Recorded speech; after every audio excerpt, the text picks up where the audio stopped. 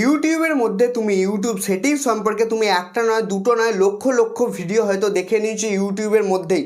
বলে যে এই সেটিংস অন করে নাও তোমার ইউটিউব চ্যানেলের মধ্যে ভিউজ বেড়ে যাবে, ওই সেটিংস অন করে নাও তোমার ইউটিউব চ্যানেলের মধ্যে সাবস্ক্রাইবার বেড়ে যাবে। অবশেষে কী বাড়ে? তোমার ইউটিউব চ্যানেলে ভিউজ বাড়ে না সাবস্ক্রাইবার বাড়ে? কিছুই বাড়ে না। তো আজকে তোমাকে আমি ইউটিউব চ্যানেলের মধ্যে এমন কয়েকটা গুরুত্বপূর্ণ সেটিংস বলতে যাচ্ছি যে সেটিংসগুলো অন করে নেওয়ার পর তোমার ইউটিউব চ্যানেলের মধ্যে ভিউজ সাবস্ক্রাইবার সব কিছুই বাড়বে। তবে ইউটিউব চ্যানেলের উপর পরিশ্রম করে কাজ করলে তবেই বাড়বে, না হলে কিন্তু বাড়বে না। আর সেই উদাহরণটা দেওয়ার জন্যই তুমি দেখতে পাচ্ছ এই চ্যানেলটা, এই শর্টস চ্যানেলটার মধ্যে আমি মাত্র 1 মাস কন্টিনিউ কাজ করেছি। কাজ করার পরেই তুমি দেখতে পাচ্ছ চ্যানেলটার মধ্যে কত সাবস্ক্রাইবার হয়ে গেছে। আর চ্যানেলটা কিন্তু মনিটাইজেশন পাঠানোর জন্য, মনিটাইজেশনের জন্য আবেদন পাঠানোর জন্য একদম রেডি হয়ে গেছে চ্যানেলটা। তো এই চ্যানেলটার মধ্যেও কিন্তু আমি সেম সেটিংস অন করে কাজ করছিলাম। এবার কোন সেটিংসগুলো তুমি কোথা থেকে অন করবে সব কিছুই তো ডিটেলসে বলবো। তবে সেই সেটিংসগুলো তুমি শুধু একবার অন করবে আর সারা জীবন সেই সেটিংসগুলোর মধ্যে হাতই দিতে হবে না। হ্যাঁ, শুধু ইউটিউবের মধ্যে ওই কটাই গুরুত্বপূর্ণ সেটিংস আছে যেগুলোকে অন করতে হবে। অন করার পর তোমাকে ইউটিউব চ্যানেলের মধ্যে কোনোদিনও সেটিংস অন করতে হবে না। সেই কারণে এই ভিডিওটাকে মনোযোগ সহকারে দেখতে থাকো, কারণ ভিডিওটা প্রচণ্ড একটা গুরুত্বপূর্ণ ভিডিও। তো এবার ইউটিউব চ্যানেলের মধ্যে সেটিংস অন করার জন্য তোমাকে সিম্পলি কী করতে হবে? তোমাকে সিম্পলি চলে যেতে হবে ক্রোম ব্রাউজারটার মধ্যে। ক্রোম ব্রাউজারটার মধ্যে আসার পরই তোমাকে এখানে সিম্পলি ইউটিউবটা ওপেন করে নিতে হবে। ইউটিউবটা ওপেন করে নেওয়ার পরই তুমি এখানে দেখতে পাচ্ছ ইউটিউবটা এরকম ধরনের ওপেন হয়েছে। ওপেন হয়ে যাওয়ার পর তোমার ফোনের মধ্যে যদি এরকম ধরনের ইউটিউবটা ওপেন না হয় তাহলে তুমি সিম্পলি 3 ডটের মধ্যে যাবে। যাওয়ার পর এখানে ডেস্কটপ সাইট দেখতে পাচ্ছ লেখাটা, সেই ডেস্কটপ সাইট লেখাটার মধ্যে ক্লিক করে দেবে। ক্লিক করে দিলেই তোমার ইউটিউবটা ঠিক এরকম ধরনের ওপেন হয়ে যাবে। এরপরে তুমি সিম্পলি নিজের প্রোফাইল অপশানটার মধ্যে ক্লিক করবে। প্রোফাইল অপশানটার মধ্যে ক্লিক করে দেওয়ার পর এখানে তুমি দেখতে পাচ্ছ ভিউ ইয়োর চ্যানেল অপশানটার মধ্যে ক্লিক করবে। ভিউ ইয়োর চ্যানেল অপশানটার মধ্যে ক্লিক করে দেওয়ার পর তোমার চ্যানেলটা কিছুটা এরকম ধরনের দেখাবে। এবার তুমি কি করবে? চ্যানেল ড্যাশবোর্ড কাস্টমাইজ চ্যানেল লেখা আছে, ঠিক আছে? তো কাস্টমাইজ চ্যানেল অপশানটার মধ্যে ক্লিক করে দেবে। কাস্টমাইজ চ্যানেল অপশানটার মধ্যে ক্লিক করে দেওয়ার পর তোমার সামনে ইউটিউব লোডিং হয়ে ইউটিউব স্টুডিওটা তোমার কম্পিউটারের মধ্যে যেমনভাবে খোলে তেমনভাবে কিন্তু এখানে খুলে যাবে।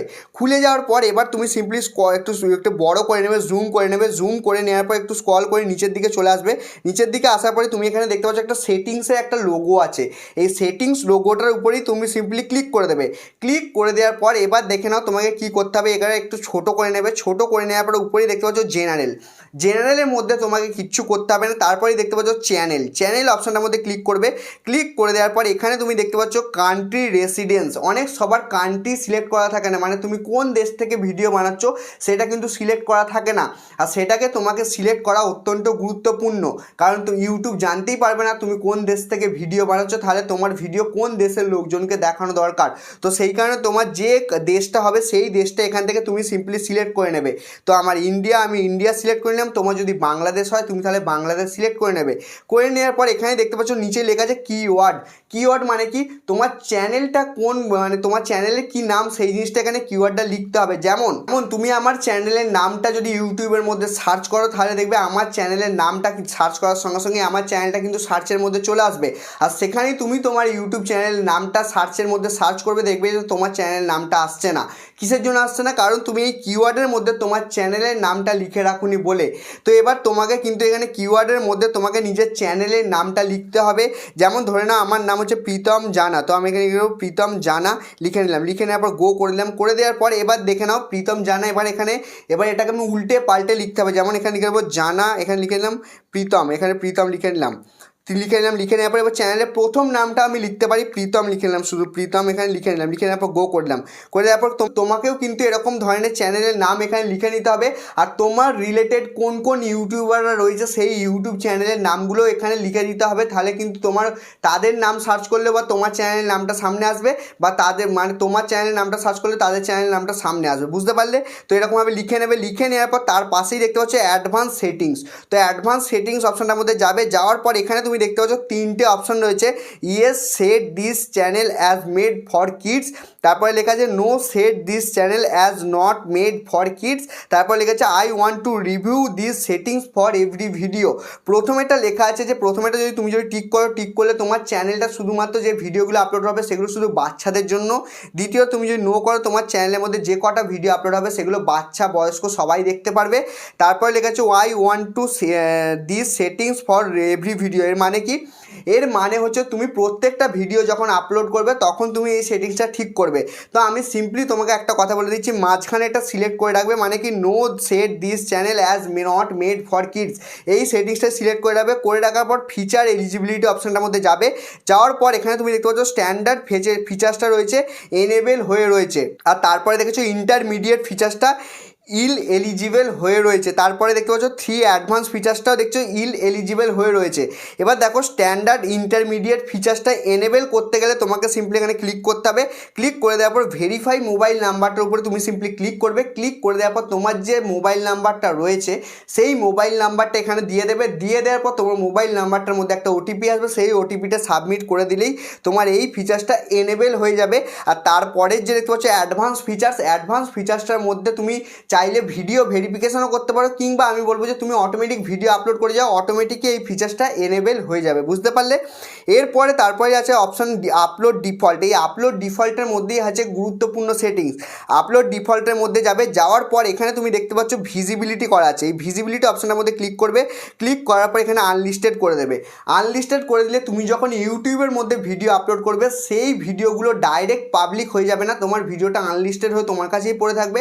তারপরে তুমি চাইলে পরে পাবলিক করতে পারবে। এই জিনিসটা করে নেবে। করে নেওয়ার পরে অ্যাডভান্স সেটিংস অপশনটার মধ্যে যাওয়ার পরে প্রথমে যে সেটিংস আছে স্ট্যান্ডার্ড ইউটিউব লাইসেন্সই রাখতে দেবে।